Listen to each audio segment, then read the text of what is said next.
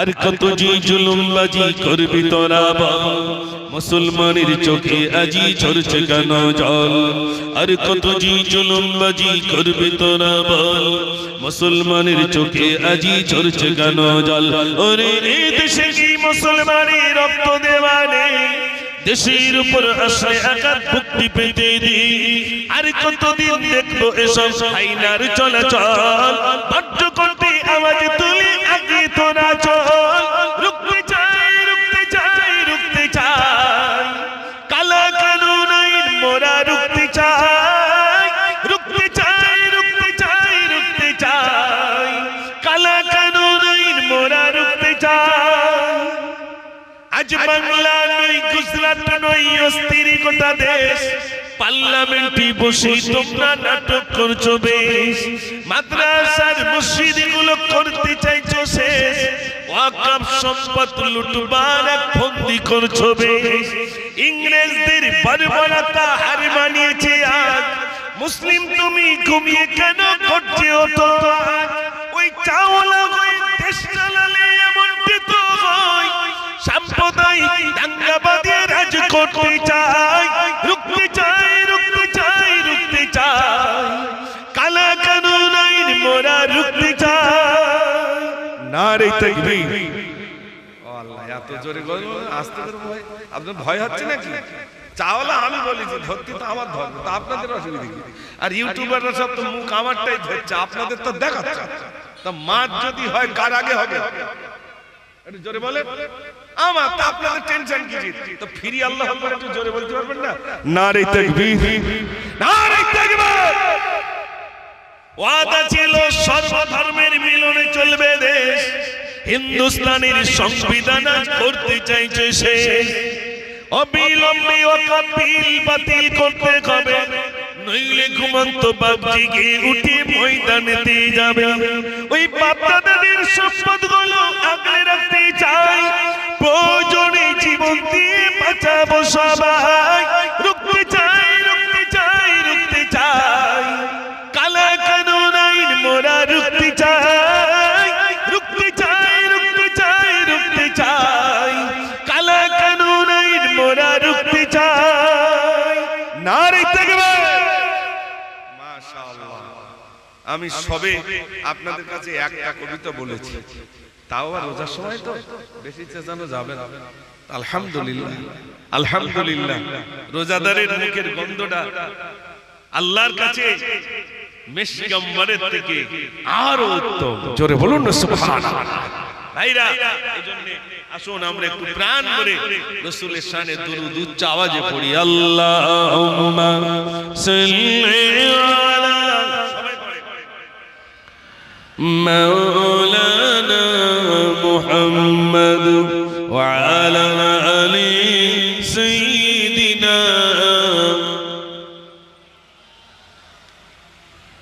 আজ দুঃখ নেব না, খুশি নেব,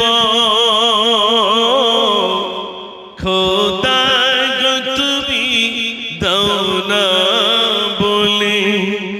আজ দিনেতে রাসূলের এই দিনে বিদায় নিলে, আজ দুঃখ নেব না, খুশি নেব, খোদা গো তুমি দাও না বলে।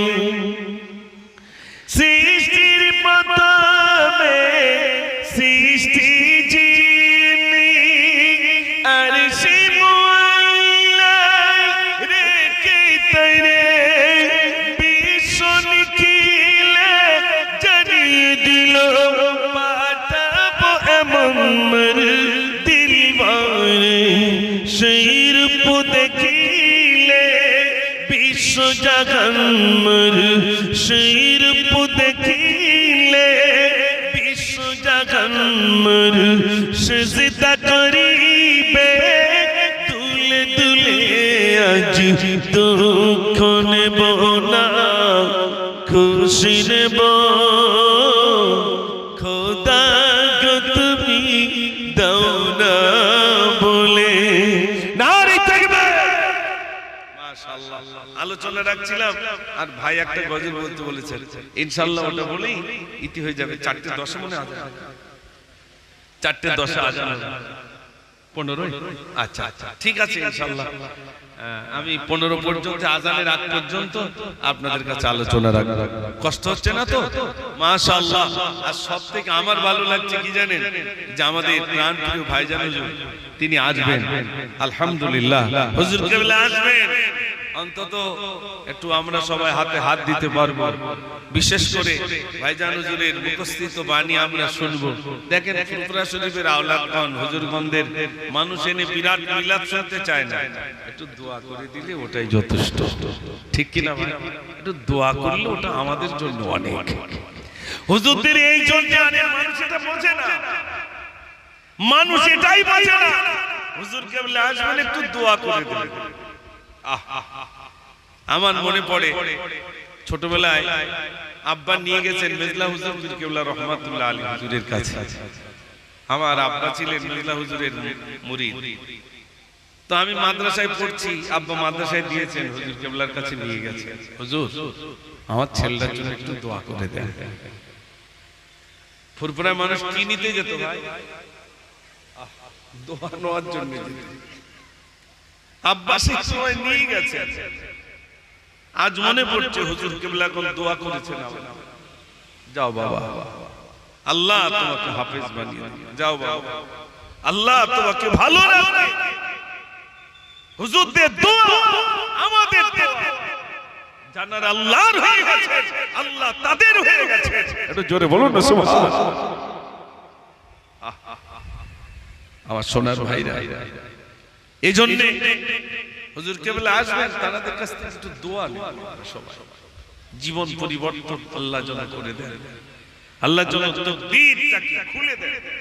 এই জন্যই তো মানুষ পাগলের মতো ফুরফুরা শরীফে যায় না, যায় না, পাগলের মতো ছুটে যায়। ধরে রাখা যায়? এই রমজান মাসে ধরে রাখা গেছে? এই রমজান মাসে ধরে রাখাও যায়নি। বহু মানুষ চেষ্টা করছে যাতে ফুরফুরা শরীফে মানুষ একটু কম যায়, কিন্তু ধরে রাখা যাবে? দাদা হুজুর শুয়ে রয়েছেন, 5 হুজুর কেবলা শুয়ে রয়েছে, শহীদান হুজুর শুয়ে রয়েছে।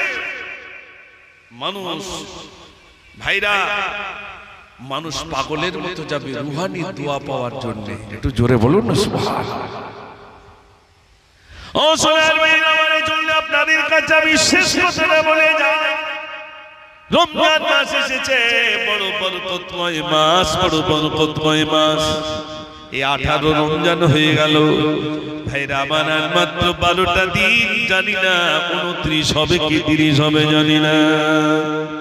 ও সোনার ভাইরা আমার, বিশ্বাস করুন রমজান চলে যাবে আর মুমিন কাঁদতে থাকবে, আল্লাহ রমজান চলে গেল, রহমতের মাস চলে গেল, বরকতময় মাস চলে গেল, মুমিন কাঁদতে থাকবে, জজ্জর করে কাঁদবে আর বলে আল্লাহ আল্লাহ তুমি ক্ষমা করে দাও। বান্দা আল্লাহর কাছে কাঁদবে আর নাসরি করবে, সেজদায় গিয়ে কাঁদবে আর বলে আল্লাহ জীবনে অনেক গুনাহ করেছি, আল্লাহ তুমি ক্ষমা করে দাও। আল্লাহ এই রহমতের মাসে, মাগফিরাতের মাসে বান্দাকে বলে বান্দা কাঁদিস না, কাঁদিস না, কাঁদিস না বান্দা, তুই দোয়া চা, তুই দোয়া চা, তুই আমার কাছে যা। ওরে বান্দা তুই অন্যায় করেছিস, পাহাড় সমান হয়ে গেছে তোর অন্যায়, জমিন থেকে আসমান পর্যন্ত তোর গুনাহ গুনাহ ভরে গেছে বান্দা, তুই গুনাহ করেছিস, ক্ষমা চা বান্দা, তুই ক্ষমা চা, ক্ষমা চা। আমি আল্লাহ তোর অতীত ত্রুটিগুলো আমি রব্বুল আলামিন ক্ষমা করে দেব। ও সোনার ভাইরা, আল্লাহ বলে বান্দারে, ওরে আমার বান্দি তুই গুনাহ করেছিস, ওই ইফতার সামনে নিয়ে তুই আমার কাছে দোয়া চা, ইফতার সামনে নিয়ে দোয়া চা, একটু হাত দিয়ে তুই নাড়াচাড়া কর, আমি আমার ফেরেশতাদের বলবো ওরে আমার ফেরেশতারে তোরা দে, আমার বান্দা বান্দি তারা রোজায় ছিল, যতক্ষণ আমার হুকুম না হয় ততক্ষণ পর্যন্ত আমার বান্দা বান্দি তারা গালে দেয় না। ওরে আমার বাড়ির তারা আমার বান্দা হাত দিয়ে নাড়াচাড়া করে কিন্তু গালে দেয় না। আমার ভয় আমার এই বান্দির উপরে রয়েছে, আমাকে তারা ভয় করে বলে একটা দানা পর্যন্ত তারা গালে দেয় না। তারা কাতর হয়ে গেল, তারা রোজা রেখেছে যতক্ষণ পর্যন্ত মুয়াজ্জিন না বলেছে আল্লাহু আকবার আল্লাহু আকবার। ওরে আমার বাড়ির তারে তোরা সাক্ষী দাও, তোরা সাক্ষী দাও বাড়ির তারে, আমি আল্লাহ আমার এই বান্দা বান্দির দিকে জীবনের ত্রুটিগুলো আমি রব্বুল আলামিন ক্ষমা করে দিলাম। একটু জোরে হবে না ভাইরা? আল্লাহ ক্ষমা করে দেবেন, আল্লাহ ক্ষমা করে দেবেন। আল্লাহ বলেন আমি ক্ষমা করে দিই বান্দা, তুমি যা অন্যায় করেছো আমি ক্ষমা করে দেব, পাহাড় সমান অন্যায় করেছো আমি ক্ষমা করে দেব বান্দা। ও সোনার ভাই বাবা, এই জন্য আপনাদের কাছে বলি আমাদের বিরাট মওকা মিলে গেছে রমজান মাস। অন্যান্য মাসে তাহাজ্জুদের নামাজ না পড়তে পারলেও রমজান মাসে তাহাজ্জুদ নামাজ পড়াটা আমাদের জন্য সহজ হয় না? হয় সহজ হয় না ভাই? সেই রীতি যেই উঠি তখন কি করে নেব, আগে তাহাজ্জুদের নামাজটা পড়ে নেব। আমাদের ওসব মনে থাকে না কখন তাহাজ্জুদের নামাজ পড়বো না পড়বো। এ দেখে এই আপনার জমি মনে করেন ওইটা আর আমার জমি এইটা, এই বাঁশের এদিকে একজনের জমি এদিকে একজনের জমি। তো ইনি খুব বেগুন চাষ করেছে, বেগুন হয়েছে খুব সুন্দর, আর এনার শুধু পোকা লেগে যাচ্ছে। তা এ জমি মালিককে জিজ্ঞেস করবে না ভাই কি তেল মেরেছে? হ্যাঁ না বলেন না, তুমি কি করে এত ফলন করলে, কোথা থেকে চারা এনেছিলে এত ফলন হলো? মাশাআল্লাহ, হুজুর কেবল এসে গেছেন, একটু তাকবীর দেন, নারে তাকবীর, আরেকটু জোরে দেন না, নারে তাকবীর। সিলসিলা হক মুজাদ্দিদুজ জামান, সিলসিলা হক মুজাদ্দিদুজ জামান, আমাদের সকলে প্রাণপ্রিয় হুজুর কিবলা, নারে তাকবীর, নারে তাকবীর। মাশাআল্লাহ মাশাআল্লাহ মাশাআল্লাহ। আমার ভাইরা, আমাদের হুজুর কেবল এসে গেছেন, ভাইজান হুজুর এসে গেছেন, আমরা সবাই শুকরিয়া আদায় করি, বলি আলহামদুলিল্লাহ আলহামদুলিল্লাহ। ও সোনার ভাইরা আমার, আমি আপনাদের কাছে বলছিলাম তাহাজ্জুদে রক্ত হয়ে গেল, তাহাজ্জুদে নামাজটা পড়ে নেন, তারপরে আপনি সেহরি খেয়ে নেন, সেহরি খাওয়ার পর অপেক্ষা করুন ফজরের নামাজ পড়ার জন্য। ফজরের নামাজটা পড়ে তারপরে আপনি একটু শুয়ে যান, তারপরে কাজে চলে যান। ও সোনার ভাইরা আমার, যদি তাহাজ্জুদ নামাজটা অন্যান্য মাসের তুলনায় এই মাসে আমরা তাহাজ্জুদের নামাজটা পেয়ে যাব কি যাব না? জোরে বলে, অন্যান্য মাসে তাহাজ্জুদ পড়তে গেলে যতটা কষ্ট হতো, রমজান মাসে তাহাজ্জুদের নামাজ পড়াটা আমাদের জন্য আরো সহজ হয়ে যায়। ও সোনার ভাইরা মনে রাখবেন, গুনাহ মাফির একটাই সবথেকে বড় রাস্তা হলো, সেটা হলো তাহাজ্জুদের নামাজ। বান্দা গুনাহ করেছো, তাহাজ্জুদের ওয়াক্তে তাহাজ্জুদের নামাজে চলে যাও, সিজদায় গিয়ে কাঁদো আর বলো আল্লাহ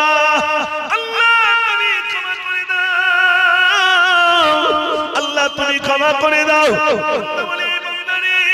বান্দা আল্লাহর কাছে কাঁদি, আল্লাহ বলে বান্দা তুই কাঁদিস না, কাঁদিস না, কাঁদিস না বান্দা, বান্দা তুই মাথা তোল, মাথা তোল, আমি আল্লাহ তোর অতীতের ত্রুটিগুলো আমি রব্বুল আলামিন ক্ষমা করে দেব। একটু জোরে বলুন না সুবহানাল্লাহ, নারে তাকবীর। আল্লাহ যেন আমাদের সুমতি দান করেন, সবাই বলুন আমিন। ভাইরা, তাহলে কয়েকটা কথা বলেছি আজ। আমার বক্তব্য তিনটে বিষয়ের উপরে, দুটো বিষয় ছিল। একটা হলো রমজান পেল অথচ গোনা খাতা মার্জনা হলো না, ওই ব্যক্তি কি হোক, জোরে বলে, ধ্বংস হোক। তাহলে আল্লাহর কাছে কাঁদতে হবে, আল্লাহ তুমি রমজান মাস দিয়েছো, আল্লাহ তুমি কবুল করো, বলতে হবে না? হবে না? আর দ্বিতীয় নম্বরটা হলো বৃদ্ধ বাপ আর মা পেয়েছি অথচ জান্নাত পেলাম। এখন তো বাপ মা বোঝা হয়ে গেছে, তাই তো নাকি ভাই? বাপ মাটা বিরাট বোঝা না? শিক্ষিত মেয়ে এসে বাড়িতে, শিক্ষিত বৌমা ইফতার পর্যন্ত শাশুড়িকে দেয় না, শ্বশুরকেও দেয় না। দুটো খেতে দেবে তাও দেয় না। শ্বশুরটা কাঁদে, মাটা কাঁদে, আফসোস করে, চোখের পানি ফেলে, আমার বৌমা আমাকে একটি ইফতার পর্যন্ত দেয় না, আমার বৌমা আমাকে দুটো খেতেও দেয় না, আমার ছেলেটাকে এমন কবজা করে নিয়েছে যে ইফতারের সময় একটু ইফতার দেবে সেটাও পর্যন্ত আমার বৌমা দেয় না। এমন করে না, করে না? ও সোনার ভাইরা, বিশ্বনবী সাল্লাল্লাহু আলাইহি ওয়াসাল্লামের কাছে সাহাবারা এলেন, রাসূলুল্লাহ খিদমত করব কার? আল্লাহর নবী বললেন তোমার মায়ের, তারপরে কার তোমার মায়ের, তারপরে কার তোমার মায়ের, তারপরে কার তোমার পিতার। মায়ের কথা তিনবার বললেন, তোমার মায়ের খিদমত করো, মায়ের কদম তলে সন্তানের জান্নাত রয়েছে। বেঁচে থাকতে ইফতার দেয়নি, আর যেই মরে গেছে বড় ছেলেটা বলতে বাঁশ যা লাগে আমি দেব, মানে কবরে যা বাঁশ লাগে বড় ছেলেটা দেবে। মেজেটা বলতে আমি আর কি দেবো, তা কাপড়ের কাপড়টা আমি দেবো। ছোট্ট বলতে আমি আর কি দেবো, তার লোকজন যা আসবেন ওগুলো খাওয়া দাওয়া যা হয় ওগুলো আমি দেবো। বেঁচে থাকতে ইফতার দেয়নি, এর বাঁশের টাকা বেরোচ্ছে, মানে এর পথ পেত, যেভাবে পুঁতে দিয়ে আসবে তাই বাঁশের টাকাটা বেরোচ্ছে। রাগ করছেন আপনারা? এই হচ্ছে আমাদের ছেলে। আহা আহা, সাদের ছেলে, সাদের ছেলে আমাদের। বাপটার ইফতার, বাপটার খাওয়া, মাটার খাওয়া এক মাস দেই নেই। ও সোনার ভাইরা, আল্লাহর নবী বলেছে যদি কোন রোজাদারকে একটি খুরমা দিয়ে, যদি রোজাদারকে একটি খুরমা দেওয়া হয়, ইফতারের জন্য যদি একটি খুরমা দেওয়া হয়, একটা পূর্ণ রোজা রাখা সওয়াব তার আমলনামায় আমার আল্লাহ দিয়ে দেবে। একটা রোজার সওয়াব দিয়ে দেবে। ও সোনার ভাইরা, নবীজি বলেছে রোজাদার যদি সামনে আসে, রোজাদারকে সম্বোধন করে বলেছেন যদি তোমাকে কেউ মারতে আসে, ও রোজাদার তুমি বলো আমি রোজাদার, রোজাদার তুমি বলো আমি রোজাদার। তোমাকে যদি কেউ মারতে আসে, বন্দুক নিয়ে হোক, লাঠি নিয়ে হোক, গায়ের কোন মানুষ যদি তোমাকে মারতে চায়, আল্লাহর নবী বলেন তুমি সাথে সাথে বলো আমি রোজাদার। এই কথাটা তুমি তার সামনে বলো, দেখবে রোজাদার শব্দটা যেই বলবে আমি রোজাদার, ওই মানুষটা গায়ে হাত দেবে না, ফিরে যাবে। একটু জোরে বলে, ফিরে যাবে। এটাই হলো রোজাদারের বরকত। একটু জোরে বলুন সুবহানাল্লাহ। ও সোনার ভাইরা আমার, রোজাদারের উপর আল্লাহ বলেন বান্দারে তুমি রোজা রেখেছো, রোজা আমার জন্য রেখেছো, বান্দা রোজা তুমি আমার জন্য রেখেছো, আমি আল্লাহ তোমার রোজা রাখার জন্য আমি আল্লাহ তোমার উপহার দাও। দুনিয়ার কাউকে দিয়ে আমি উপহার দেব না, আমি আল্লাহ আমার কুদরতি হাতে তোমার উপহারটা আমি আল্লাহ দিয়ে দেব। জিকির করে লা ইলাহা ইল্লাল্লাহ, লা ইলাহা, লা ইলাহা ইল্লাল্লাহ, মুহাম্মাদুর রাসূলুল্লাহ, লা ইলাহা ইল্লাল্লাহ, লা ইলাহা ইল্লাল্লাহ, লা ইলাহা ইল্লাল্লাহ, মুহাম্মাদুর রাসূলুল্লাহ। দুটি গজল বলবো, আসরের নামাজের মনে হয় আজানের সময় হয়ে যাবে ইনশাআল্লাহ। আর অসুবিধা হবে না তো? এ দেখেন, আগে কাঁচা দাড়ি ছিল তখন একটু গজল বেশি বলতাম, এখন দাড়ি পেকে গেছে বলে একটু কম বলবো। তাতে কষ্ট হচ্ছে না তো আপনাদের? আমার আলোচনায় কি কষ্ট পেয়েছেন আপনারা? কোনটা?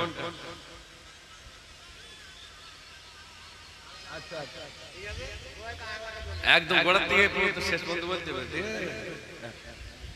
এখানে এসে আসরের নামাজ পড়বে। আচ্ছা, আচ্ছা। 4:15 আজান হয়, তো আপনি ওই গজল যেটা বলতে বলছে ওইটা বলে শেষ করে আপনি তারপরে এখানে আজান দিয়ে দেন।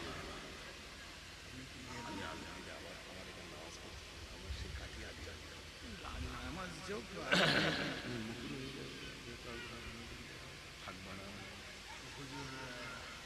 হুজুর নামাজ পড়বে। ঠিক আছে, হুজুরের সাথে দেখা করে চলে যাবো। আচ্ছা আচ্ছা আচ্ছা, পুরো শেষ পর্যন্ত বলতে হবে, তাতে আদানের টাইম হয়ে যাবে না? ওরকম করো কেন? হ্যাঁ হ্যাঁ, যুবকরা লাস্টের দিকে আসবে আর ধলতা দেবে পড়ে পড়ে।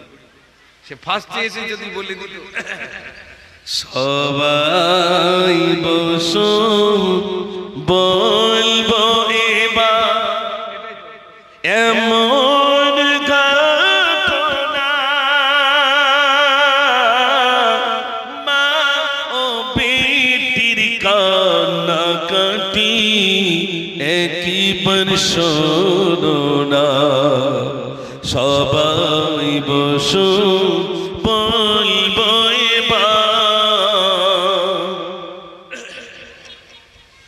নয়নের পুতুল ফাতিমা খাতুন বলে আব্বাজান একটি কথা বলবো আমি, না জানি আম্মাজান। পিতা বলে বল না সোনা দেরি করিস না, কাজে যাব আমি ওরে কেন বলিস না। সবাই বসো বলবো আব্বা বলছে, মেয়েটা বলছে আব্বা একটা জামা দিতে হবে, যখন এখন যেমন জামা নেবে। তো মেয়েটি আব্বার কাছে বললো, তা আব্বা বলছে কি জামা নিবি? তো মেয়েটি বলছে আব্বা এই কোমর থেকে গলা পর্যন্ত সবুজ রঙের আর কোমর থেকে হাঁটু পর্যন্ত সাদা রঙের এমন একটা জামা দিতে হবে। তো এমন জামা দিতে হবে। তো ফতেমা, মেয়েটির নাম ফতেমা, আব্বার নাম আব্দুল্লাহ। তো মেয়েটি যখন বললো, আব্বা বললো কি করে দি? বিবিকে ডেকে বলছে, ও বিবি শোনো, নয়নের পুতুল ফাতিমা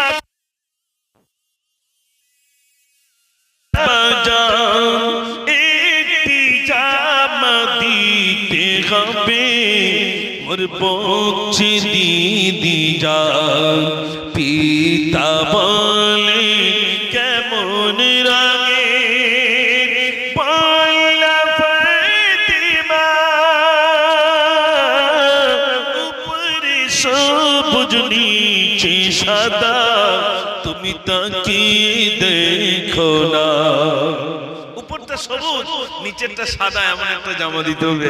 তো মেয়েটি এই জামা চাওয়ায় আব্বা বিবিকে বলছে, ও বিবি বাড়িতে একটা পিতলের কলসি আছে, কলসিটা দাও না। তো কলসিটা নিয়ে মনে করো পাগলাহাটে বিক্রি করলো, বোঝানোর জন্য বলছে 200 টাকা হয়েছে, আরো 200 টাকার দরকার, না তো জামা হবে না। তো কবি লিখেছে 200 টাকা হলো এখন আর 200 বাকি, ভাবছি বসি পিতাজি আমার কাজে যাব দেখি, হাঁটে হাঁটে সামনে দেখে জমিদারের বাড়ি, পিতাজি বলেন ও জমিদার কাজ লাগাও তাড়াতাড়ি। ও জমিদার আমাকে একটা কাজ দেন। বলছে কেন? বলছে আমার কলিজার টুকরি নিয়ে একটা জামা নেবে। তো সেই জামাটা নেবে তো, তা বাড়িতে একটা পিতলের কলসি ছিল, বিক্রি করেছি, 200 টাকা হয়েছে, আরো 200 টাকা হলে তাহলে মেয়ের জামাটা নিতে পারবো। তো নিতে পারলেন না। জমিদারের বাড়ি, আমি সংযোগ করছি, জমিদারের বাড়ি কাজ করার পরে আপনার টাকা চেয়েছে, টাকা দেয়নি।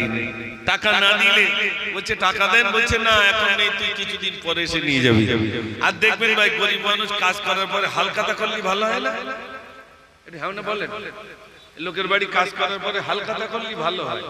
ধনী ব্যক্তিরা খুব খুশি হয় যে গরিব মানুষ কাজ করার পরে একটা ডেট করতে হবে, অমুক দিন হালখাতা, বেশ সেই দিনই আসবে এসে। আর না তো শুধু টলাবে, জুতো পাতলা করে ফেলবে, এক কাপ চা দেবে, যা খেয়ে বাড়িতে পরে আসিস। আরে সর্বনাশ। এই গজলটা পুরো বলার সময় নেই, হুজুর দাঁড়িয়ে আজান দেবে, এই পর্যন্ত রাখলাম। আল্লাহ যদি আবার কোনোদিন আনে সেদিন আবার বলবো ইনশাআল্লাহ। আমার জন্য দোয়া করবেন, আল্লাহ পাক যেন শোনার বলার থেকে বেশি বেশি আমল করার তৌফিক আমাদের নসিবে কবুল করেন, বলুন আমিন। আমি একবার সালাম দেব, উত্তর দেবেন আসসালামু আলাইকুম। আপনারা একবার সালাম দেন। ওয়া আলাইকুম আসসালাম ওয়া রাহমাতুল্লাহ।